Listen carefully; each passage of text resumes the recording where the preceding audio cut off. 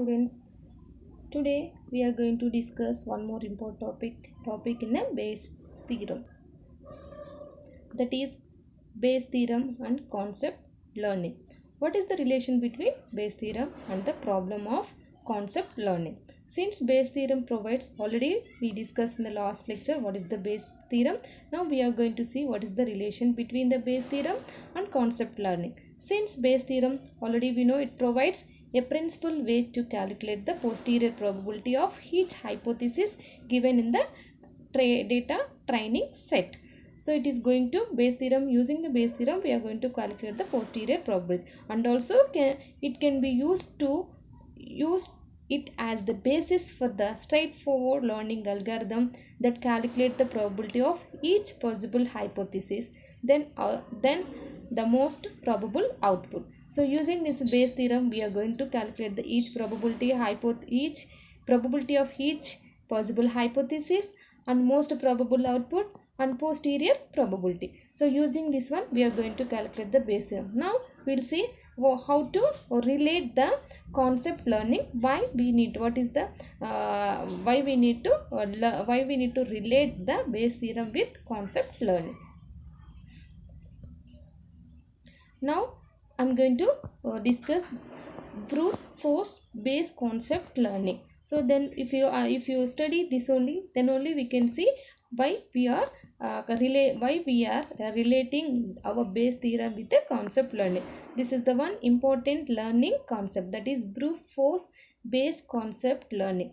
We can design a straightforward concept learning algorithm to the output the maximum posterior hypothesis based on the Bayes theorem as follows. The brute force map learning algorithm, it has the two steps. The first step is for each hypothesis H in H, calculate the posterior probability using the Bayes theorem, that is P of H by D is equal to P of D by H into P of H divided by P of D. This formula we already know from the Bayes theorem. Next, in the second step, output the hypothesis, that is nothing but already this also we discussed, that is H map using the maximum likelihood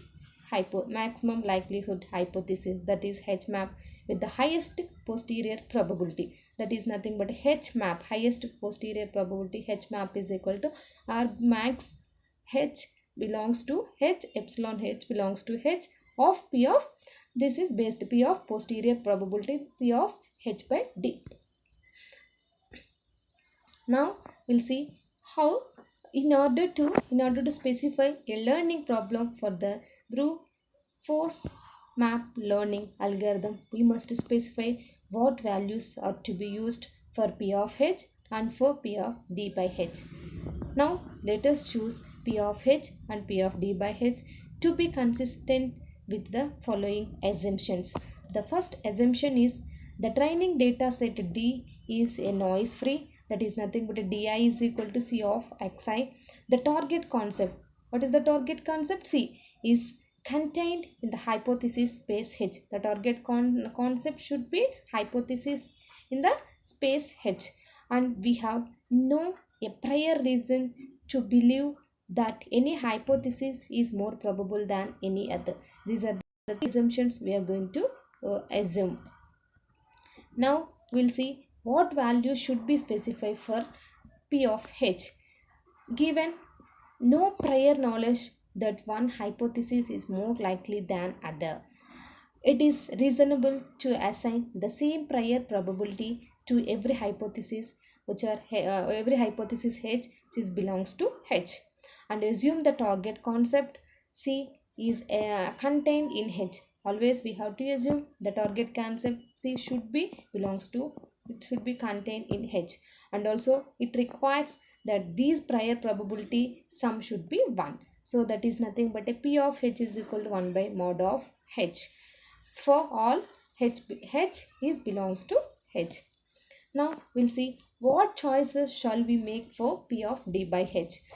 First one is P of d by h is the probability of observing the target value, that is nothing but a d is equal to d1 d2 for the fixed set of instances. The instances is x1 x2 and data will be d1 and d2.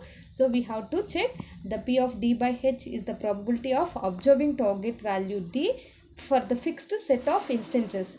Instances is x1 to xm for the given hypothesis h.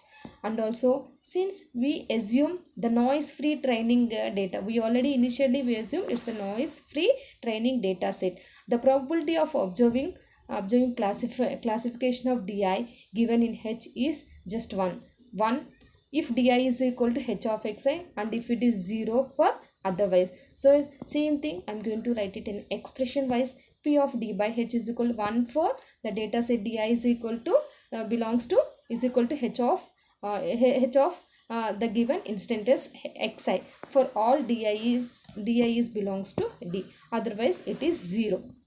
Okay, next we'll see, given these choices for P of h and P of d by h, we now have a fully defined problem for the above brute force map learning algorithm. So we decided P of h based on the assumptions, we decided how to calculate P of h and P of d by h.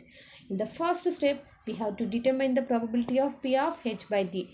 Already in the brute force map learning algorithm, we have to calculate P of h by d. So how to calculate? H is the inconsistent with the data training set d. So P of h by d, in that case P of h by d can be calculated using, so already we consider inconsistent is nothing but 0 into P of h divided by P of d. Normal formula is P of h by d is equal to P of d by h. In this case d by h, it is inconsistent, so the inconsistent, in that case P of d by h value is 0 into P of h divided by d. So anything into 0 is nothing but a 0. Now next case, I am going to assuming as a h is consistent. H is consistent with the data set, data training set d. So that is nothing but, in that case P of d by h value is 1 and P of h, the prior probability is 1 by mod of h. Already we assumed in the previous slide. So now P of h by d is 1 into 1 by mod of h divided by P of d. So if we substitute, means 1 into 1 by mod of h divided by, here P of d is nothing within the data set, probability of data set is Vs of h comma d divided by mod of h. So here mod of h is will get cancelled, will get 1 by Ps of h comma d. Okay, this is probability of h by d.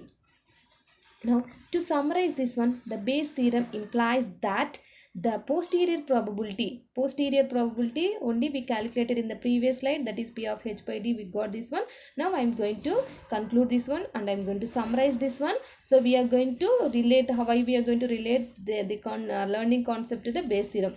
So I am going to summarize this one. The Bayes theorem implies that the posterior probability is nothing but P of h by d. Under our assumption, P of h and P of d by h is 1 by, already we got here, we got the value is 1 by mod of VSHD. If h is consistent with the, if h is consistent with the d, this is the value. If h is not consistent, already we got it is 0. If h is consistent with the given data training set, means this is the value.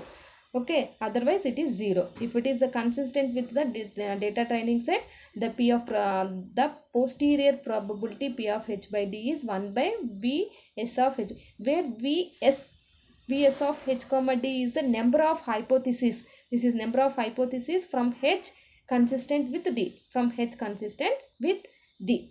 Understood? Now we'll see evaluation of probabilities associated with hypothesis.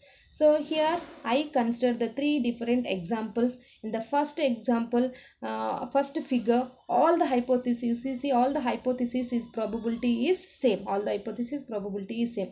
In the second and third example, as a training data accumulates the posterior probability, the posterior probabilities of for inconsistent hypothesis becomes 0, while the total so in that case the total probability is 1 and is shared equally among the remaining consistence of the hypothesis. Now we'll see the map hypothesis and consistent learners. The learning algorithm is a consistent learning if its output is a hypothesis that commits zero error over the training example. Every consistent learner output a map hypothesis if you assume a uniform prior probability distribution over P over H is equal to P of Hi is equal to P of Sj for all I comma j, and deterministic and noise free training data, that is nothing P of D by H is equal to 1 if D and H are consistent and otherwise 0. These assumptions already we discussed in the previous slides. Now I am going to give the examples for this. The first example already in the first module we discussed in the find S algorithm. In the find S algorithm, the output a consistent hypothesis. It will map the hypothesis under the probability distribution P of H and P of D by H. And second one is or other probability distribution for P of H and P of D by H, and under in the find S algorithm the output map hypothesis. And third one is because of find S output the maximally specific hypothesis from the region space. Its output hypothesis will be the map hypothesis relative to any prior probability distribution that favors more specific hypothesis. And then next examples we can take another examples using the Bayesian framework is a way to characterize the behavior of learning algorithm. So this is the one example where we are calculating the learning characteristics of learning algorithm. And next algorithm is by identifying the probability distribution P of H and P of D by H, under which the output is the optimal hypothesis. Implicit assumptions of the algorithm can be characterized, that is nothing but inductive bias. This is the one example, inductive bias. And inductive interference, next algorithm is inductive inference. Inductive inference is modeled by an equivalent probabilistic reasoning system based on Bayes theorem. So Bayesian framework we are using the learning. Next one is nothing inductive bias and finding S algorithm, and then Bayes theorem we are using this learning concept. Clear? Next class we'll see the remaining topic. Thank you.